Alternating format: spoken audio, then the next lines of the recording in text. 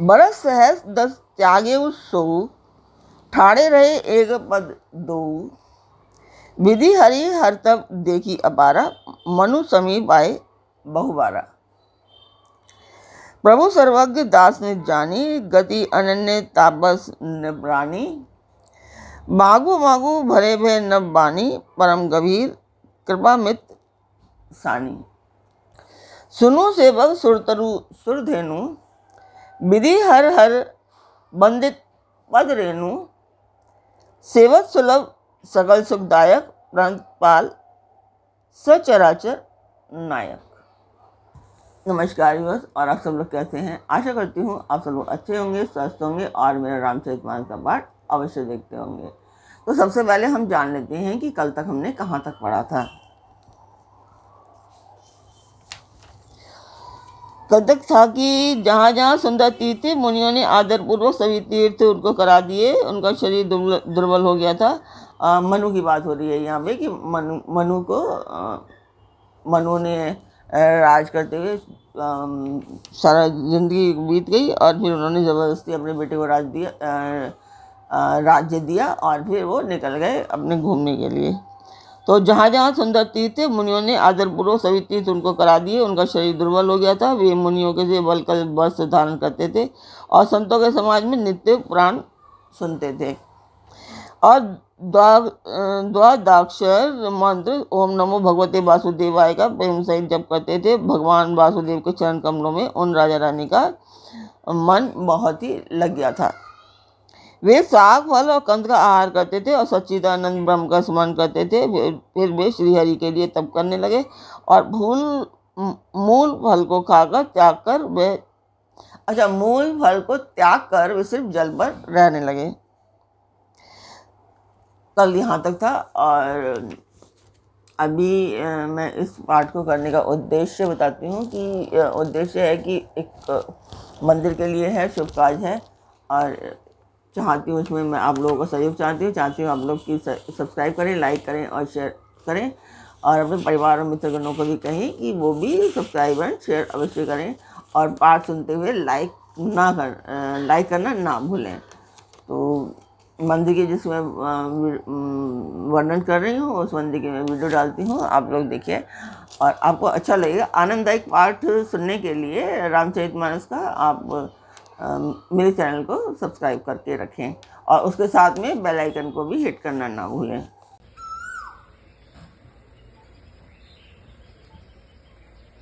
तो मंदिर की वीडियो आपने देखी, आपको मेरा पाठ कैसा लगता है बताएं मुझे, कमेंट बॉक्स में बताएं और आपको मेरा पाठ अच्छा लगता है वो भी बताएं। आपको मेरे पाठ में कुछ कमियां दिखाई देती हैं मुझे वो भी बताएं, मुझे बहुत अच्छा लगेगा।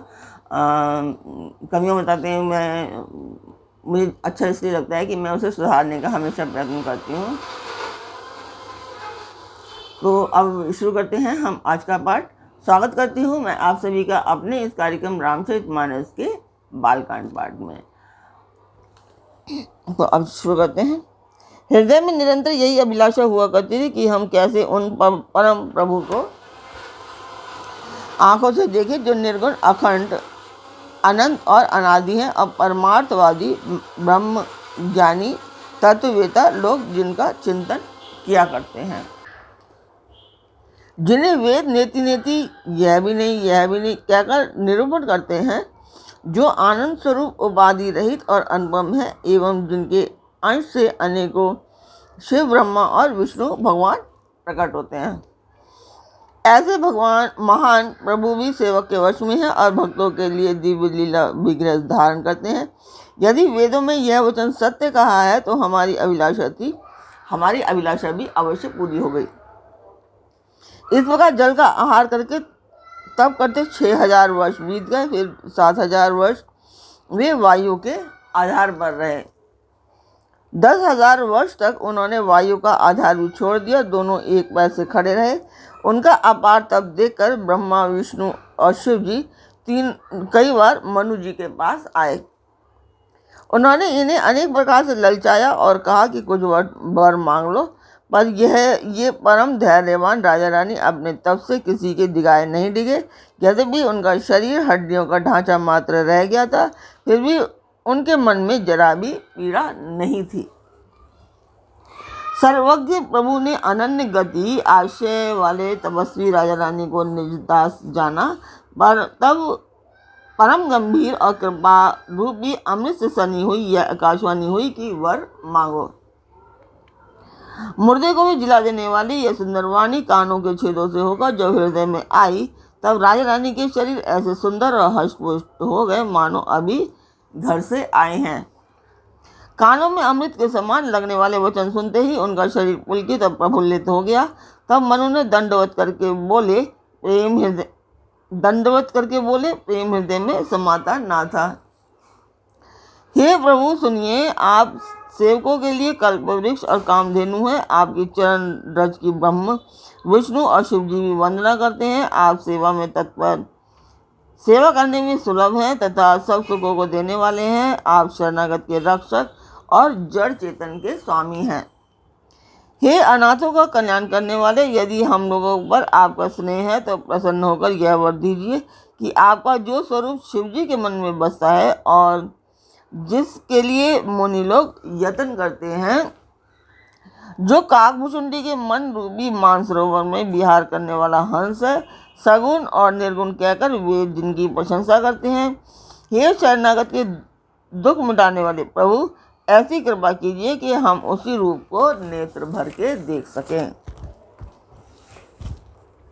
राजा रानी के कोमल विनय युक्त और प्रेम रस में सने पगे हुए वचन भगवान को बहुत ही प्रिय लगे।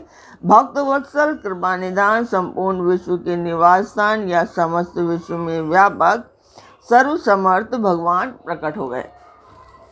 भगवान के नीले कमल, नीलमणि और नीले जलयुक्त मेघ के समान कोमल, प्रकाशमय और सरस श्यामवन चिन्मय शरीर की शोभा देखकर करोड़ों कामदेव भी लजा जाते हैं। उनका मुख शरद पूर्णिमा के चंद्रमा के समान छवि का सीमा स्वरूप था।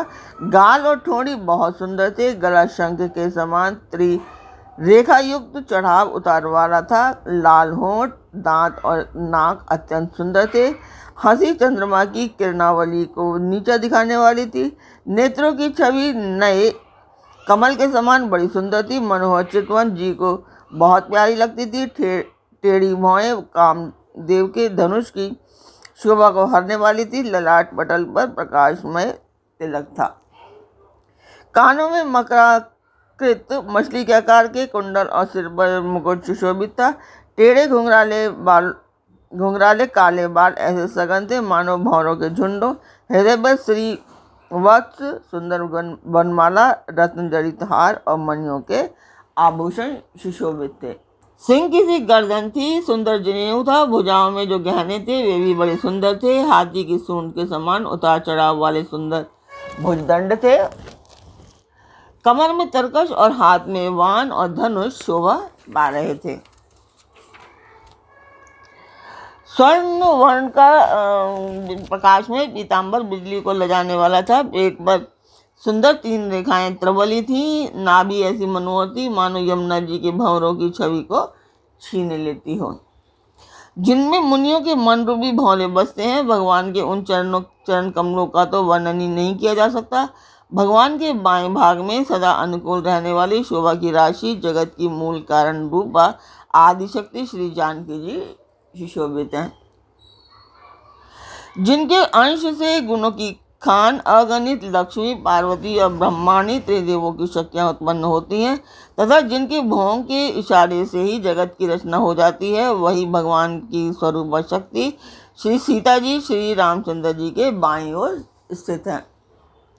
शोभा के समुद्र श्री हरि के रूप को देखकर मनु शत्रुघ्न नेत्रों के पट पलके रुके हुए एक तक स्तब्ध रह गए। उस अनुपम रूप को वे आदर सहित देख रहे थे और देखते देखते अघाते ही नहीं थे। आनंद के अधिक वश में हो जाने के कारण उन्हें अपने देह की सुध भूल गई। वे हाथों से भगवान के चरण पकड़कर दंड की तरह सीधे भूमि पर गिर पड़े। कृपा की राशि प्रभु ने अपने कर कमलों से उनके मस्तक का स्पर्श किया और उन्हें तुरंत ही उठा लिया। फिर कृपानिधान भगवान बोले, मुझे अत्यंत प्रसन्न जानकर और बड़ा भारी दानी मानकर जो मन को भाए वही वर मांग लो।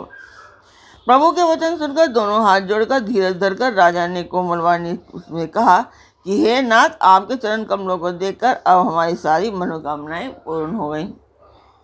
फिर भी मन में एक बड़ी लालसा है, उसका पूरा होना सहज भी है और अत्यंत कठिन भी, इसी से उसे कहते नहीं बनता। हे स्वामी, आपके लिए तो उसका पूरा करना ही बहुत सहज है, पर मुझे अपनी कृपणता के कारण वह अत्यंत कठिन मालूम होता है। जैसे कोई दरिद्र कल्प वृक्ष को पाकर भी अत्यंत द्रव्य मांगने से संकोच करता है, क्योंकि वह उसके प्रभाव को नहीं जानता, वैसे ही मेरे हृदय में संशय हो रहा है। हे स्वामी, आप अंतर्यामी हैं, इसलिए उसे जानते ही हैं। मेरा वह मनोरथ पूरा कीजिए। भगवान ने कहा कि हे राजन, संकोच छोड़कर मुझसे वर मांगो। तुम्हें न दे सकूं ऐसा मेरे पास कुछ भी नहीं है। राजा ने कहा कि दानियों के शिरोमणि, हे कृपा निदान, हे नाथ, मैं अपने मन का सच्चा भाव कहता हूँ कि मैं आपके समान पुत्र चाहता हूँ। प्रभु से भला क्या छिपाना। राजा की प्रीति देखकर और उनके अमूल्य वचन सुनकर करुणानिधान भगवान बोले, ऐसा ही हो। हे राजन, मैं अपने समान दूसरा कहाँ जाकर खोजूं, अतः स्वयं ही आकर तुम्हारा पुत्र बनूंगा। शत्रुघ्न जी को हाथ जोड़े देखकर भगवान ने कहा कि हे देवी, तुम्हारी जो इच्छा हो सो वर मांग लो। शत्रुघ्न ने कहा, हे नाथ, चतुर राजा ने जो वर मांगा है, हे कृपालु, वह मुझे बहुत ही प्रिय लगा। परंतु हे प्रभु, अब बहुत ठिठाई हो रही है। यद्यपि हे भक्तों का हित करने वाले, वह ठिठाई भी आपको अच्छी ही लगती है। आप ब्रह्मा आदि के भी पिता, उत्पन्न करने वाले, जगत के स्वामी और सबके हृदय के भीतर की जानने वाले ब्रह्म हैं। ऐसा समझने पर मन में संदेह होता है, फिर भी प्रभु ने जो कहा वही प्रमाण है। मैं तो यह मांगती हूँ कि हे नाथ, आपके जो निर्जन है, वे जो अलौकिक अखंड सुख पाते हैं और जिस परम गति को प्राप्त होते हैं, तो वे जिस परम गति को प्राप्त होते हैं उसे हम कल बताएंगे, कल पढ़ेंगे उसके आगे। तो आज का पाठ मैं यहीं पर पूर्ण करती हूँ। कल फिर मिलेंगे एक नए पाठ में, एक नई उमंग, एक नई तरंग के साथ। तब तक आप मेरा चैनल अवश्य सब्सक्राइब करें, लाइक करें और शेयर करें। तो कल फिर मिलते हैं, तब तक के लिए जय सिया राम। सियापति रामचंद्र जी की जय।